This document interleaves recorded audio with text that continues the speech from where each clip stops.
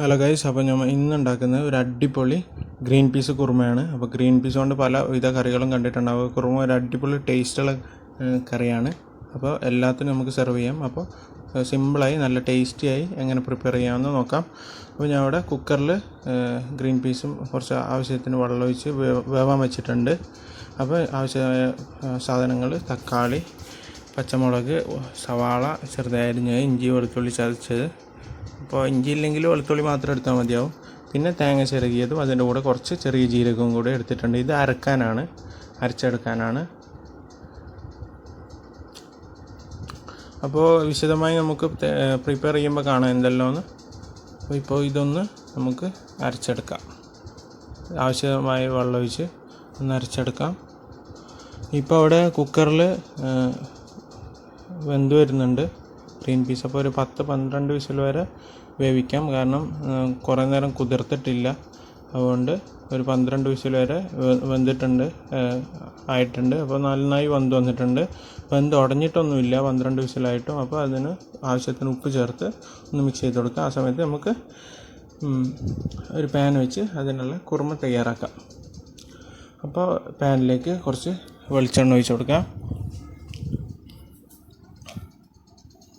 പിന്നെ ഒരു ടീസ്പൂൺ കടുക് ചേർത്ത് കൊടുക്കാം. പിന്നെ ആവശ്യത്തിന് കറിവേപ്പിലയും കൂടി ചേർത്ത് കൊടുക്കാം. ഇഞ്ചി വെളുത്തുള്ളി ചതച്ചതും ചേർത്ത് കൊടുക്കാം. അപ്പോൾ ഇഞ്ചി വേണമെന്നില്ല, വെളുത്തുള്ളി കുറച്ച് കൂടുതൽ എടുത്താലും മതിയാവും. അപ്പോൾ ആവശ്യത്തിന് പച്ചമുളകും കൂടെ ചേർത്ത് കൊടുക്കാം. കുറച്ച് കൂടുതൽ തന്നെ എടുക്കുക, കാരണം എരിവിന് നമ്മൾ വേറെ ഒന്നും ചേർക്കുന്നില്ലല്ലോ. അപ്പോൾ ഇത് അധികം എരിവില്ലാത്ത പച്ചമുളകാണ് എടുത്തിട്ടുള്ളത്, അതുകൊണ്ട് കൂടുതലെടുത്തത്. അപ്പോൾ 2 സവാള ചെറുതായി അരിഞ്ഞതും കൂടെ എടുത്തിട്ടുണ്ട്. ഉപ്പ് ചേർത്ത് കൊടുക്കാം. അപ്പോൾ ഉപ്പ് ചേർക്കുമ്പോൾ ശ്രദ്ധിക്കണം, പട്ടാണിക്കും കൂടെ ഉപ്പ് ചേർത്തിട്ടുണ്ട്. സോ ഇതിനാവശ്യമായ ഉപ്പ് മാത്രം ചേർക്കാം. അത് നന്നായി വഴറ്റി കൊടുക്കുക.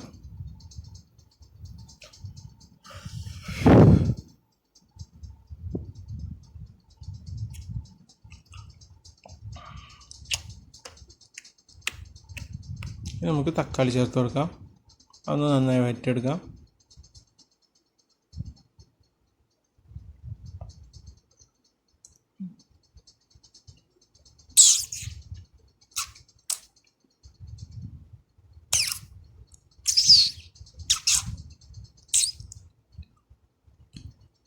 അപ്പോൾ നന്നായി വെന്ത് വന്നിട്ടുണ്ട്. അതിന് ആവശ്യത്തിന് ഒരു കളറിന് വേണ്ടി മഞ്ഞൾപ്പൊടി ചേർത്ത് കൊടുക്കാം.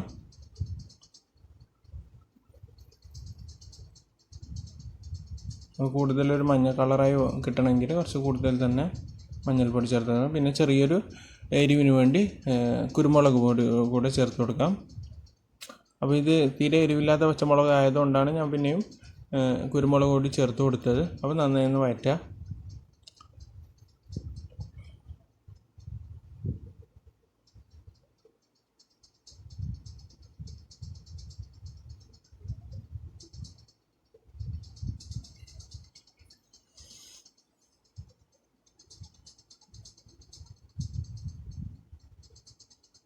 നമുക്കിങ്ങനെ അരച്ച് വെച്ച അരപ്പ്, ജീരകവും തേങ്ങയും കൂടി അരച്ച് വെച്ച അരപ്പ് ഇതിലേക്ക് ചേർത്ത് കൊടുത്ത് നന്നായി മിക്സ് ചെയ്യാം. ഇപ്പോൾ ഞാൻ കുറച്ച് കഴിഞ്ഞിട്ട് കുറച്ച് കൂടുതൽ വെള്ളം ഒഴിക്കും, കാരണം നമുക്ക് ഗ്രേവിയാണ് ആവശ്യം. അപ്പോൾ ഗ്രേവി ആവശ്യമില്ലാത്ത ആൾക്കാർ അങ്ങനെ വെള്ളം ചേർക്കേണ്ടതല്ല. ഇതേപോലെ നമുക്ക് നല്ല കൺസിസ്റ്റൻസിയിൽ കിട്ടും.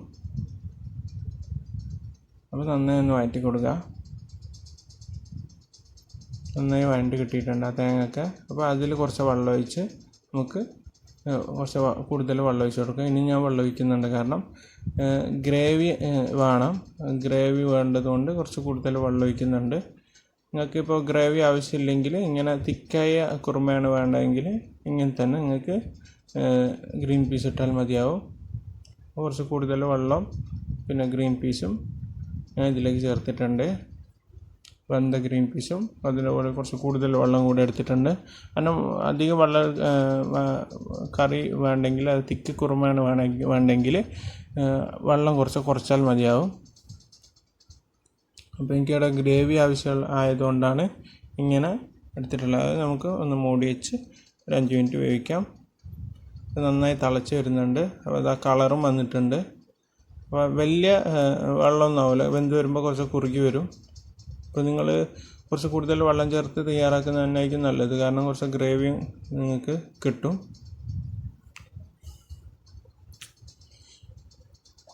ഇപ്പോൾ നന്നായി വന്നിട്ടുണ്ട്.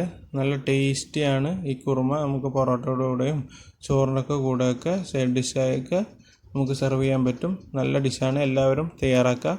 അപ്പോൾ വീഡിയോ ഇഷ്ടപ്പെട്ടെന്ന് കരുതുന്നു. ലൈക്ക് ചെയ്യുക, സബ്സ്ക്രൈബ് ചെയ്യുക. പുതിയൊരു വീഡിയോയുമായി വീണ്ടും കാണാം.